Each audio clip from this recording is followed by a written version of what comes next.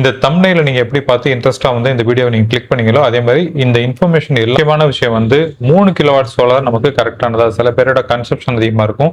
So consumption அதிகமா இருக்கப்ப வெறும் 3 கிலோவாட் சோலார் நமக்கு கரெக்டா இருக்குமா அப்படிங்கிறத நம்ம தெரிஞ்சுக்கலாம்.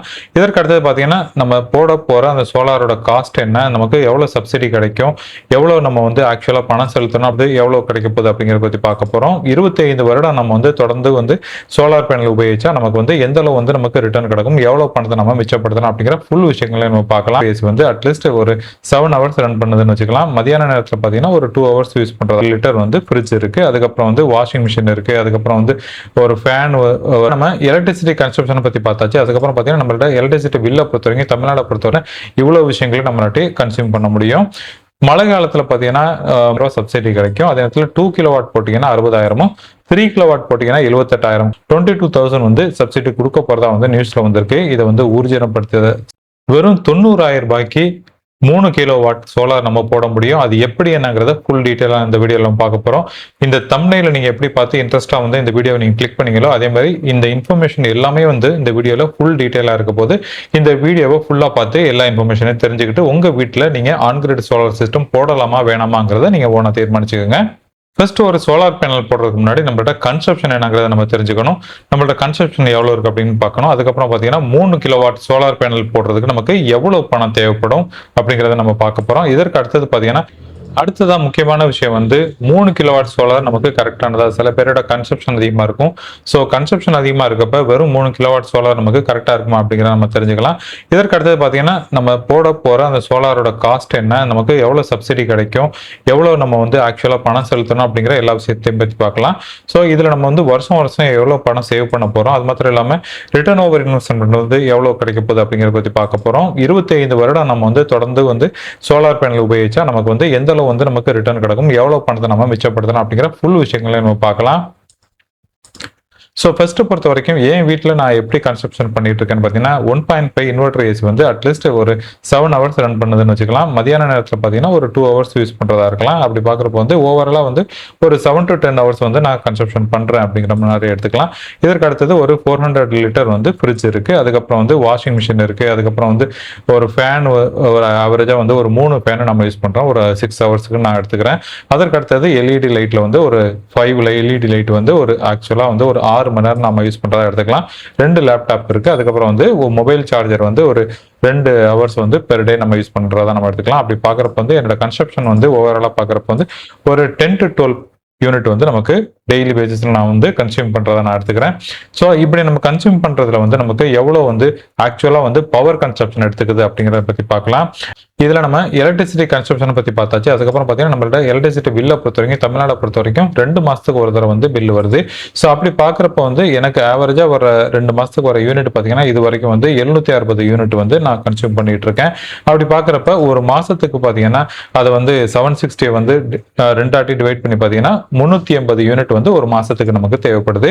ஸோ ஒரு வருடத்துக்கு பார்த்தீங்கன்னா 380 மல்டிப்ளை பை 12 அப்படி போட்டு பார்த்தீங்கன்னா 4560 யூனிட் நமக்கு தேவைப்படுது.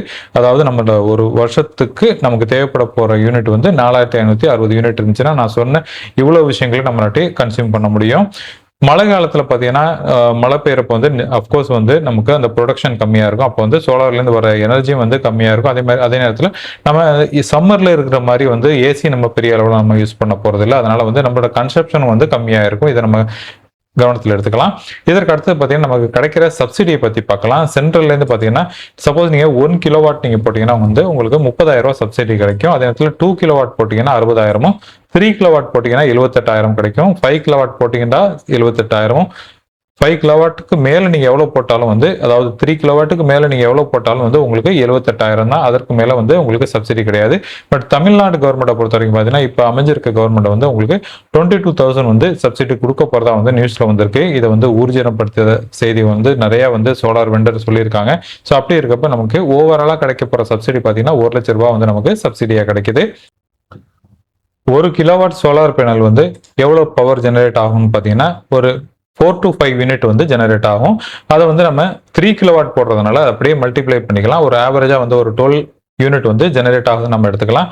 அப்படி பார்க்குறப்ப ஒரு மாதத்துக்கு வந்து 360 யூனிட் வந்து நமக்கு ஜெனரேட் ஆகுது. ஸோ அதை மல்டிப்ளை பண்ணி 12 மல்டிப்ளை பண்ணி பார்த்தீங்கன்னா வந்து 4000லேருந்து 4300 அப்படிங்கிற அளவுக்கு உங்களுக்கு பவர் ஜெனரேட் ஆகும் அப்படின்னு சொல்றாங்க. இதுக்கப்புறம் பார்த்தீங்கன்னா நம்ம கால்குலேஷன் படி பார்த்தீங்கன்னா வந்து நமக்கு 4300 யூனிட் வந்து ஆவரேஜா வந்து இயர்லி வந்து சோலார் பேனல், அதாவது 3 கிலோவாட் சோலார் பேனல் வந்து பவர் ஜெனரேட் ஆகும் அப்படின்னு நம்ம புரிஞ்சுக்கலாம். நம்மளோட ஆனுவல் கன்சப்ஷன் பார்த்தீங்கன்னா இப்போ நான் லாஸ்ட்டாக கொடுத்த அந்த கன்சப்ஷன் படி பார்த்தீங்கன்னா வந்து 4560 யூனிட் வந்து எனக்கு தேவைப்படுது. அதே நேரத்தில் சோலார்லேருந்து ஜெனரேட் ஆகுது பார்த்தீங்கன்னா அப்ராக்சிமேட்டாக வந்து ஒரு 4300 யூனிட் வந்து நமக்கு ஜெனரேட் ஆகுது அப்படின்னு நம்ம எடுத்துக்கலாம். ஸோ அதாவது நம்ம பண்ணுற கன்சப்ஷன் பார்த்தீங்கன்னா நம்மளோட சோலார் ஜெனரேஷனில் வந்து கிட்டத்தட்ட வந்து 90% வந்து நம்ம சோலார்லேருந்து அதோட பவரை பெற்றுக்க முடியும். பேலன்ஸ் இருக்க அமௌண்ட் வந்து நமக்கு அடிஷனலாக நம்ம பே பண்ணுற மாதிரி இருக்கும். அதே நேரத்தில் உங்களோட கன்சப்ஷன் கம்மியாக இருப்ப மினிமம் சார்ஜஸாக பார்த்தீங்கன்னா ஒரு 350 ரூபாய் நீங்கள் பே பண்ணுற மாதிரி இருக்கும் மாதம் மாதம். அதே நேரத்தில் கன்சப்ஷன் அதிகமாக போயிடுச்சுன்னா என்ன நம்ம கன்சியூம் பண்ணமோ ஆன் கிரிட்ல நம்ம கன்சியூம் பண்ணது போக நம்மளோட பவர் ஜெனரேட் எவ்வளோ ஆகுதோ அதை மைனஸ் பண்ணிட்டு பேலன்ஸ் இருக்க தொகை தான் நம்ம பே பண்ண வேண்டியிருக்கும். அடுத்தது நம்ம பார்க்க போகிறது சோலார் சிஸ்டத்தோட காஸ்ட் என்ன, சப்சிடி என்ன அப்படிங்கிறத பற்றி பார்க்கலாம். ஸோ ஒரு 3 கிலோவாட் சோலார் பேனல் போடுறதுக்கு எக்ஸாம்பிளாக பார்த்தீங்கன்னா வந்து ஒரு ஓவராலாக வந்து ஒரு 2 லட்சம் ரூபாய் ஆகும் நம்ம எடுத்துக்கலாம். நமக்கு கிடைக்கிற சப்சிடி பார்த்தீங்கன்னா சென்ட்ரல்லேருந்து ஒரு 78,000 ரூபாய் நமக்கு கிடைக்குது. அதே நேரத்தில் ஸ்டேட்லேருந்து பார்த்தீங்கன்னா ஒரு 22,000 ரூபாய் கொடுக்குறாங்க. ஸோ ஓவராலாக பார்த்தீங்கன்னா 1 லட்சம் ரூபாய் நமக்கு சப்சிடியாக கிடைச்சிருது. ஸோ 78,000 பிளஸ் 22,000 போட்டீங்கன்னா 1 லட்சம் ரூபாய் உங்களுக்கு வந்துடும். அதனால வந்து நம்மளோட ஆக்சுவல் இன்வெஸ்ட்மெண்ட் பார்த்தீங்கன்னா சப்போஸ் நீங்க வந்து 2 லட்சம் ரூபாய்க்கு வந்து ஒரு 3 kVA போட்டீங்கன்னா வந்து 1 லட்சம் ரூபாய் சப்சிடி போக உங்களோட காஸ்ட் பார்த்தீங்கன்னா 1 லட்சம் ரூபாய் தான் வருது. ஸோ 2 லட்சம் ரூபாய்க்கு நம்ம சோலார் பேனல் செலவு பண்ணியிருந்தாலும் கூட உங்களுக்கு சப்சிடியா வந்து 1 லட்சம் ரூபாய் கிடைச்சதுனால மீதம் இருக்கிற அந்த 1 லட்சம் ரூபாய்க்கு தான் நீங்க செலவு பண்றீங்க ஆக்சுவலா. பட் அதே நேரத்தில் இந்த 2 லட்சம் ரூபாங்கிறது வந்து நல்ல வெண்டர்ட்ட வந்து நீங்க நெகோசியேட் பண்ணி அட்லீஸ்ட் வந்து 1,90,000 ரூபாய் கொண்டு வந்து நிப்பாட்டுனீங்கன்னா உங்களோட காஸ்ட் வந்து வெறும் 90,000 தான் வரும். ஸோ இது மேக்ஸிமம் இருக்கிற வெண்டர் எல்லாமே வந்து இதுக்கு அக்ரி பண்ணிக்கிறாங்க. பட் நான் சொன்ன அந்த டீட்டெயில் எல்லாம் வந்து என்னோட ஃபர்ஸ்ட் வீடியோவில் பாருங்க, எப்படியெல்லாம் வந்து ஒரு சோலார் பேனல் போடணும் அப்படிங்கிறத அந்த ஃபுல் டீட்டெயிலை பார்த்துக்கிட்டு இதே மாதிரி தான் வேணும் அப்படின்னு நீங்க டிமாண்ட் பண்ணீங்கன்னா வெண்டர் அக்ரி பண்ணிட்டு அதுக்கு செஞ்சு கொடுக்குறாங்க. ஸோ அந்த வீடியோவை பார்க்க மறந்துடாதீங்க. அடுத்தது நம்ம பார்க்க போறது வருஷத்துக்கு நமக்கு எவ்வளவு சேவிங் கிடைக்கும், சோலார் இந்த 3 kVA போட்டா வருஷத்துக்கு நமக்கு எவ்வளவு சேவிங் கிடைக்கும் அப்படிங்கிறத பத்தி பார்க்கலாம். ஸோ இப்போ சோலார் மூலமா பார்த்தீங்கன்னா நமக்கு ஒரு வருஷத்துக்கு வந்து 4000 யூனிட் வந்து ஜெனரேட் ஆகுதுன்னு வச்சுக்கலாம். ஒரு யூனிட்டோட ஆவரேஜ் காஸ்ட் பார்த்தீங்கன்னா 5 ரூபாய் அப்படின்னு நம்ம வச்சுக்கலாம். பட் அதே நேரத்தில் 4100 வந்து 5 ரூபாய் போட்டு மல்டிப்ளை பண்ணி பார்த்தீங்கன்னா 20,500 ரூபாய் வந்து ஒவ்வொரு வருஷம் நீங்க சேவ் பண்றீங்க. ஸோ வருஷத்துக்கு பார்த்தீங்கன்னா 20,500 ரூபாய், அதாவது 5 ரூபாய் மேனி நம்ம கனெக்ட் பண்ணா வந்து இவ்வளவு கிடைக்கும் அப்படின்னு நமக்கு தெரியுது. அதே நேரத்தில் இப்போ இருக்கிற ஆக்சுவல் சார்ஜஸ் எவ்வளோன்னு பார்த்தீங்கன்னா ஒரு 360, அதாவது மல்டிப்ளை பண்ணி பார்க்குறப்ப வந்து 760 யூனிட் வந்ததுக்கு அப்புறம் வந்து ஒரு யூனிட்டோட காஸ்ட் வந்து 6 ரூபாய் 45 காசா வந்து கரண்ட் ப்ரைஸா இருக்குது. அப்படி பார்க்குறப்ப நம்ம 4100 யூனிட்டை வந்து 6.45 ஆட்டு மல்டிப்ளை பண்ணி பார்த்தீங்கன்னா 26,445 ரூபாய் வந்து ஒவ்வொரு வருடம் நீங்க சேவ் பண்ணுவீங்க. எனவே நம்மளோட அப்ராக்சிமேட் காஸ்ட்டை பொறுத்த வரைக்கும் பார்த்தீங்கன்னா வந்து 20,000லேருந்து 26,000 வரைக்கும் இருக்கலாம் அப்படின்னு நம்ம எடுத்துக்கலாம்.